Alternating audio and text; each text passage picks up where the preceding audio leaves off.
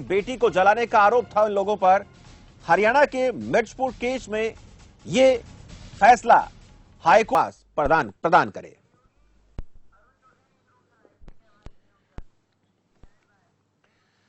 वहीं इस बीच इस खबर पर हमारे सहयोगी अरुण हमारे साथ जुड़े हैं स्टूडियो से, न्यूज रूम से हमारे साथ जुड़े सीधे। अरुण, 20 लोगों को उम्र कैद की सजा सुनाई है।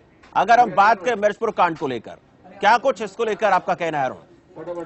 देखिए शमशेर, ये मसला बहुत पुराना है। 21 अप्रैल 2010 की ये घटना है, करीब 9 साल इसको होने को हैं। इस घटना में एक बहुत महत्वपूर्ण चीज जो थी वो ये कि कुछ दलित परिवारों के घर जला दिए गए थे, लेकिन उससे पहले थोड़ा सा और चलें तो वो जलाए क्यों गए। दरअसल ये घटना बहुत छोटी सी बात से शुरू हुई थी, और इस घटना में एक 70 वर्षीय बुजुर्ग जिनका नाम ताराचंद था और उनकी एक अपाहिज बेटी जो व्हील चेयर पर थी, उनको उन्हीं के घर में जलाकर मार दिया गया था। अब वो मारा गया था या वो दुर्घटना में मरे थे, इसी बात को लेकर ये सुनवाई चल रही थी। पहले रोहिणी हाईकोर्ट में सुनवाई चली, उसके बाद माफ कीजिएगा रोहिणी के सेशन कोर्ट में ये सुनवाई चली। उसके बाद जो आरोपियों को सजा दी गई, तो आरोपियों ने दिल्ली हाईकोर्ट में इसके लिए अपील की और इसको चैलेंज किया, और दिल्ली हाईकोर्ट ने 20 लोगों को इस मामले में सजा का ऐलान कर दिया है। उम्र कैद 20 लोगों को सजा जो है उम्र कैद की दी गई है। शमशेर, वही अरुण, अगर बात करें इस दौरान ये भी बात सामने आई थी कि पुलिस की मौजूदगी में जो है इन लोगों के घर जलाए गए थे और पुलिस की कार्यशैली पर भी सवाल खड़े हुए थे। बिल्कुल शमशेर, इसमें एक एसएचओ का बाकायदा नाम लेकर के इस पर जांच हुई है। सीबीआई ने जांच करी तो इसमें एक एसएचओ का बाकायदा नाम इसमें रखा गया था, क्योंकि एसएचओ के पास पहले ही सूचना थी, पहले ही जानकारी थी कि घटना बड़ी हो सकती है। जब बात मामूली सी बात से शुरू हुई थी तो वो पुलिस के पास पहुंची, पुलिस स्टेशन में बात गई तो एसएचओ के संज्ञान में मामला आया। एसएचओ के ऊपर आरोप ये है कि वो अपर कास्ट का होने के नाते उसने इस बात को दबाने की कोशिश की और ये कोशिश की कि मसला जो है आपसी सहमति से सुलझ जाए, इसमें कोई शिकायत दर्ज करने की जरूरत ना पड़े। लेकिन दलित समुदाय के लोग माने नहीं, तो दूसरी तरफ जो दूसरे समुदाय के लोग थे उनको इस खुन्नस में कि आप हमारे खिलाफ केस करोगे, शिकायत करोगे, इसी वजह से झगड़ा और बढ़ गया और इसीलिए एसएचओ को भी इसमें नामजद किया गया था। उसके ऊपर भी मामला चल रहा है। हालांकि इस मसले में एक के बाद एक जैसे ही कोर्ट से आदेश आते हैं या फैसले आते हैं, इसको ऊपर चुनौती दे दी जाती है। जिस तरीके से देखा गया कि दिल्ली हाईकोर्ट तक ये पूरा का पूरा मसला आ गया है, क्योंकि इसमें दलित समुदाय की ये मांग थी कि हरियाणा में या हरियाणा की अदालतों में उनके साथ न्याय नहीं हो सकता, इसलिए मामले को शिफ्ट किया जाए। ये भी बात समय समय पर इसमें आती रही।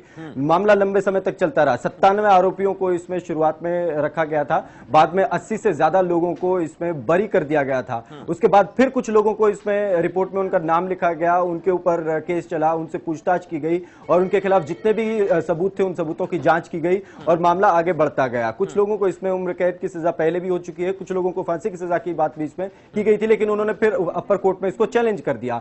और ठीक उसी तरीके से यह मसला भी था कि 70 वर्षीय ताराचंद और उनकी अपाहिज बेटी जो अपने घर में उस वक्त थे, बाहर निकल नहीं पाए, कुछ दर्जन भर दलितों के घरों में आग लगा दी गई और उसी वजह से, क्योंकि मकान कच्चे थे, छप्पर के मकान थे कुछ, उनकी वजह से आग बहुत ज्यादा भड़क गई और उस घर में वो एक 70 वर्षीय बुजुर्ग और उनकी अपाहिज बेटी जो है जलकर उनकी पिछले 8 साल से लगभग 9 साल होने को आए हैं।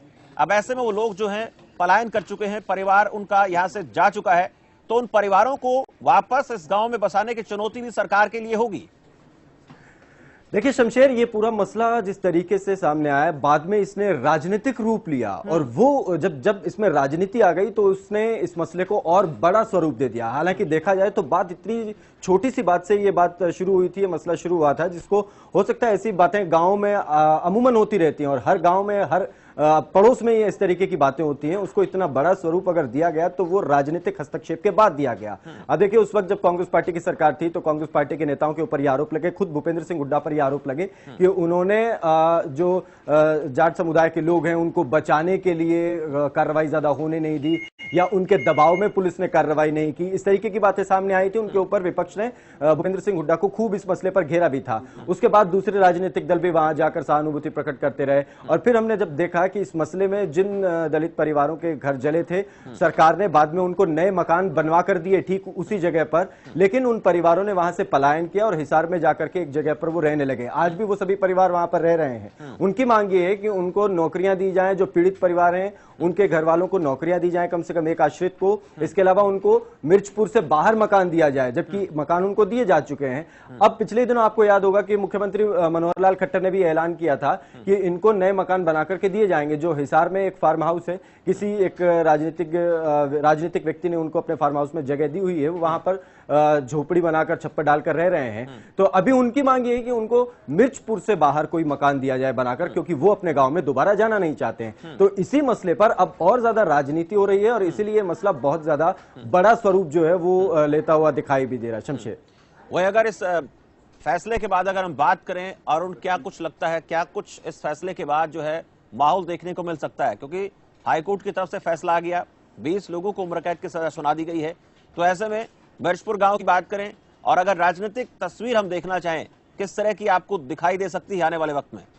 देखिए, इसमें शमशेर दो तरीके की बात अब देखने को मिलेंगी। पहली बात तो ये कि दलित समुदाय के लोगों में इस बात को लेकर खुशी का माहौल होगा, क्योंकि वो इस बात को लेकर काफी समय से न्याय की इंतजार में बैठे हुए थे कि आखिर उनको न्याय जो है मिलेगा। और जिन एक बुजुर्ग की और उसकी बेटी की जब मौत हुई थी, मुझे याद है 2014 में जब इस घटना को पूरे 4 साल हुए थे, मैं वहां पर गया था और मैंने देखा था, मैं उन महिला से भी मिला था जिनके पति ताराचंद थे, उनकी बेटी की हत्या हुई थी इस आगजनी में। उनसे मुलाकात करके, उनसे बात करके मुझे ऐसा इन चीजों को लेकर थोड़ा सा भावनात्मक रूप से ये बात का एहसास हुआ कि जो भी कुछ हुआ वो गलत, वाकई बहुत गलत हुआ था। हो सकता है कुछ चीजें दुर्घटना के कारणवश हो जाती हैं या कुछ घटनाओं को जानबूझकर अंजाम भी दिया जाता हो, वो तो मसला कोर्ट का है। कोर्ट इसमें देखेगा और कोर्ट ही जांचेगा कि कहां पर जानबूझकर किया गया है, कहां पर दुर्घटनाग्रस्त हुआ है।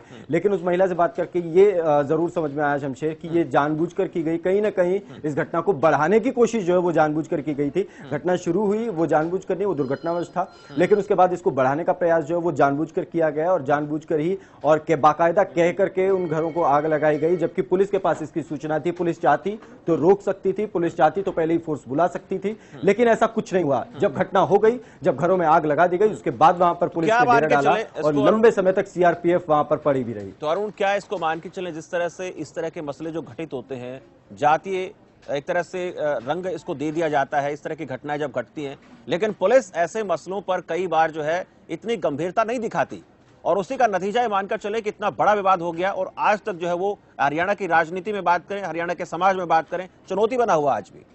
बिल्कुल शमशेर, इस पे कोई दो राय नहीं। हमने अक्सर देखा है, आप और हम जब भी रिपोर्टिंग बाहर करते हैं या स्टूडियो से जब भी हम परिचर्चाओं में बैठे होते हैं, तो अक्सर हम देखते हैं, खबरें पढ़ते हुए हम जानते हैं और खबरें लिखते वक्त हम जानते हैं कि पुलिस की कार्रवाई जो है वो काफी सारी जगह पर संदेह के दायरे में होती है। हम ऐसा नहीं कहते कि पुलिस हमेशा जो है वो गलत करती है या जो पीड़ित है उनके साथ न्याय नहीं होने देती है, ऐसा नहीं है। पुलिस ज्यादातर मौकों पर खूब अच्छे तरीके से न्याय करती है, बड़ी तेजी से काम भी करती है, लेकिन कुछ मसले ऐसे होते हैं जहां पर पुलिस को सक्रियता दिखानी बेहद जरूरी थी और जहां पर अगर नहीं दिखाई तो मिर्चपुर जैसे कांड हम लोगों के सामने आए, हमारे पूरे समाज के सामने आए हैं। ये एक ऐसी घटना थी शमशेर जिसने समाज को कहीं ना कहीं बहुत एक बीच में खाई का जो बनाने का काम इस घटना ने किया था।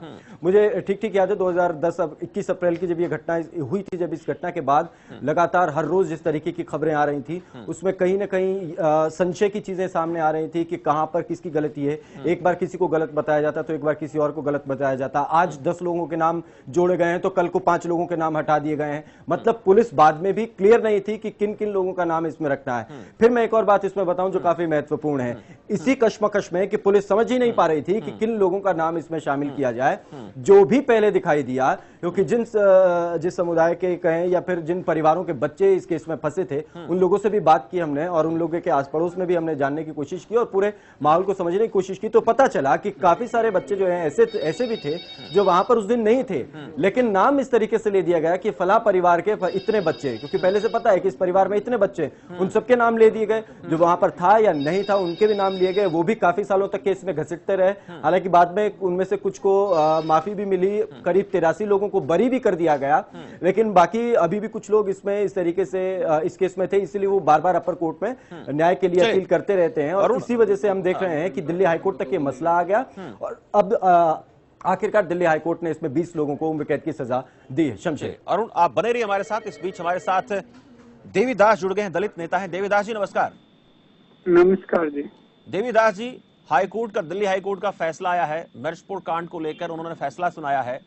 20 लोग, मामला कोर्ट में तो अपना डिसीजन सुनाना ही था, उसे तो नियमानुसार सजा सुनानी होती है।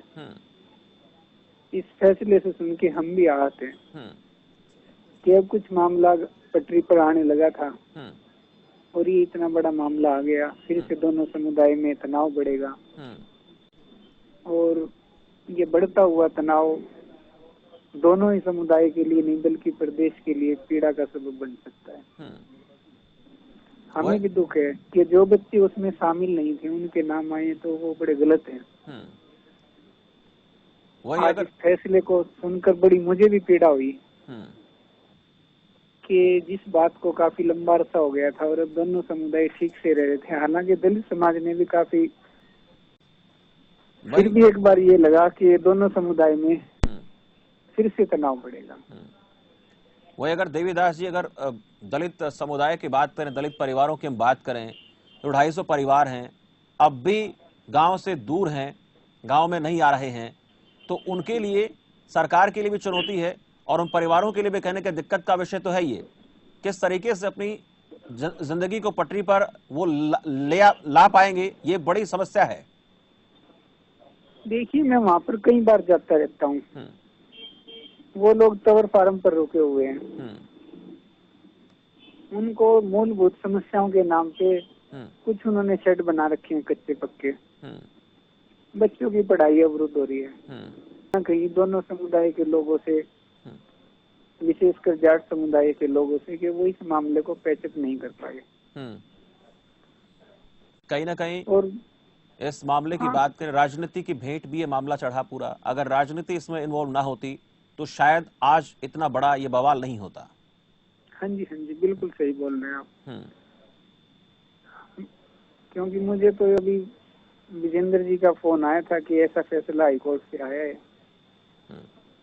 मुझे भी बड़ी पीड़ा हुई भी, फिर से एक बार मामला गरमाएगा और जो लोग पहले ही अपने घरों को छोड़कर टेंटों में फंसे हैं, उनकी सुरक्षा को लेकर सरकार क्या कर पाएगी? सरकार उनको पूर्णतः सुरक्षा मुहैया कराएगी? इससे सब पूरी तरह से डाउट है, शंका है।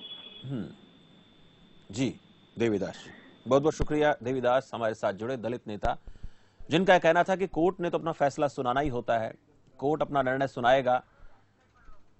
और बात करें 70 वर्षीय बुजुर्ग उनकी बेटी की, तो वो इस दौरान जो है उनको जलाकर मार दिया गया था, यह आरोप लगा था।